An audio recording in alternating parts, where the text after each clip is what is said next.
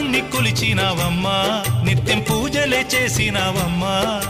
గూడు చెదిరిపాయ గుండెల విసిపాయ గూడు చెదిరిపాయ గుండెల విసిపాయ కొలిచిన రామయ్య కొండ దిగిరాడాయే వందనాలమ్మా అమ్మా వందనాలమ్మా